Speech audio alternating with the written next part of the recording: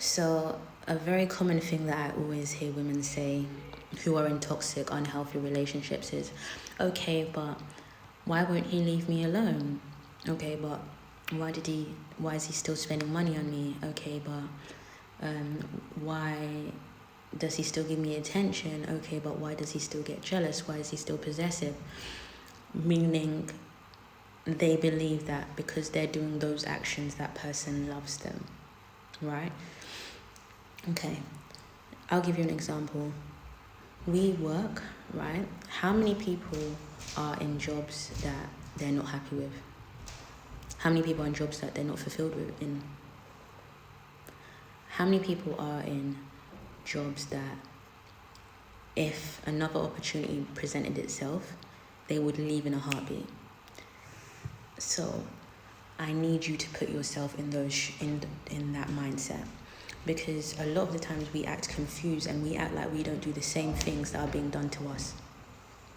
Have you not been in a job where you're not happy with because out of convenience, because they're still giving you a paycheck, you haven't found something else, you stay there, right?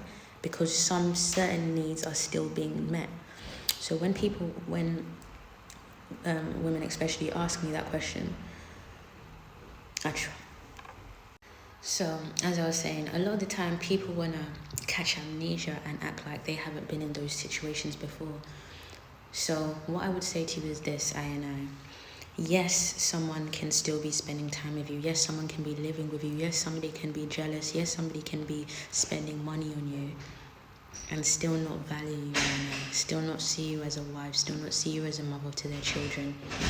And the quicker you can get yourself into this awareness, the better for your own self, especially women, because you see the love a woman can give you, it is very powerful, it is very valuable, okay? And in this generation where there's a lot of loneliness, yeah, we are lonely. Forget all these screens and these followers and all of these things that we have. A lot of us are lonely, okay?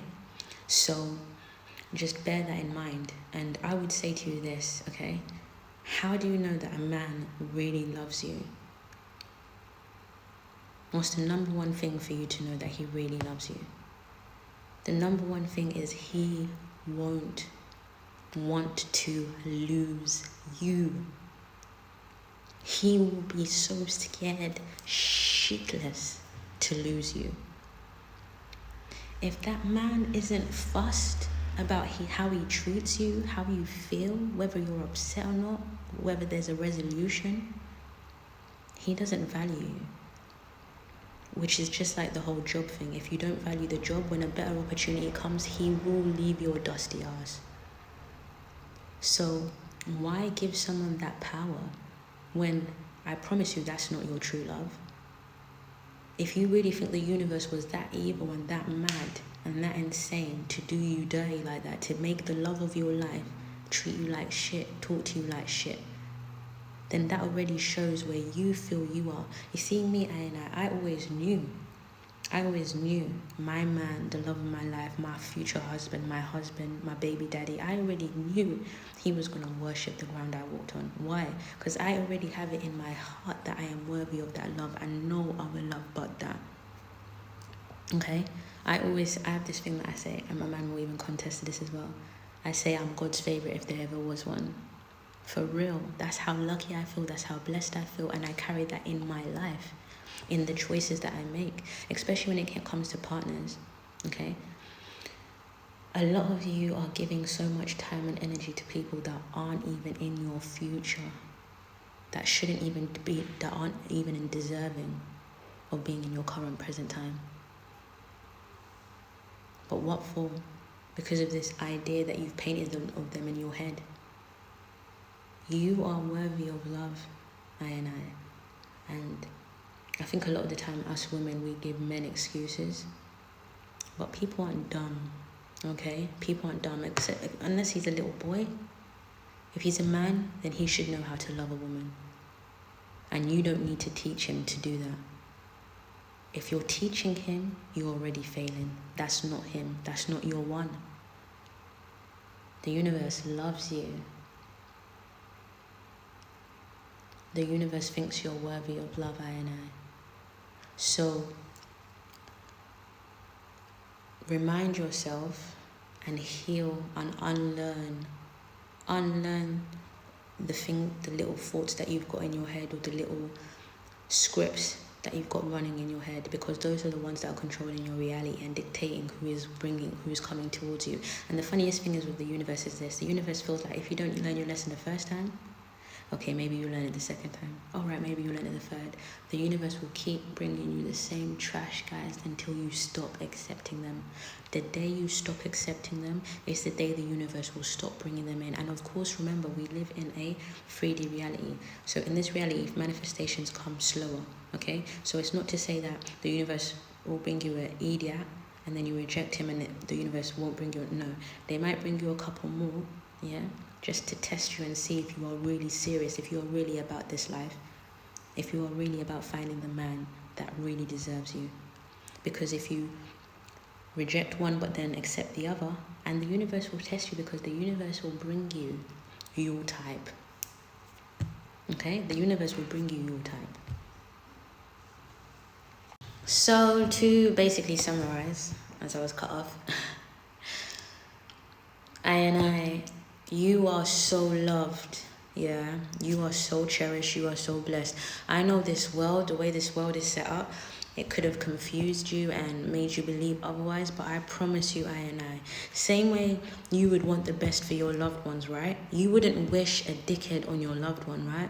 Why would you think the universe wishes a dickhead on you? The only reason that dickhead is still in your life, is because you have decided to... Damn, I keep getting stopped. The devil wants to block these blessings and messages, I'm telling you, but I'm not going to. I'm going to keep. Anyway, just like you want good for your loved ones, the universe wants good for you.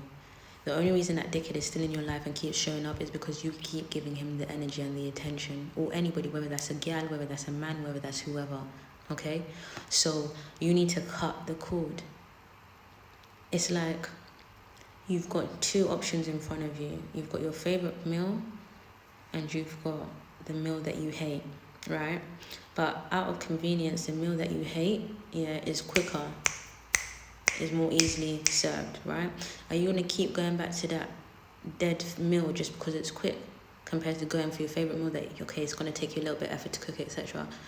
And I get it, most of us are going to keep going to that dead meal. But I just don't want you not to ferretize these things, okay? Don't stop making this ideology on this man. Stop making him grander than he is. Stop making him seem better than he is, okay? Stop. When I say that he's treating you like shit, or when I'm bringing it to your attention, don't then list to me all the other things that he does for you, Because the very first thing is, does that man protect you? Does that man make you feel safe? Does that man make you feel loved? If those main basic needs aren't being met, then I don't want to hear anything else. I don't want to hear how much money he's given to you. I don't want to hear how good his dick game is. I don't want to hear how much time he spends with you. I don't want to hear none of that stuff. Because if that man is not feeding you, he is taking away from you, okay? And I guarantee you, he's not the one that's going to be searching for answers and messages as to why the relationship isn't going well, because he is the reason.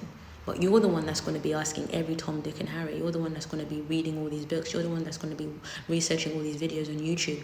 You're the one that's going to be asking all your people them. But at the end of the day, you know the truth. And you know that man or that woman is not for you. So do better.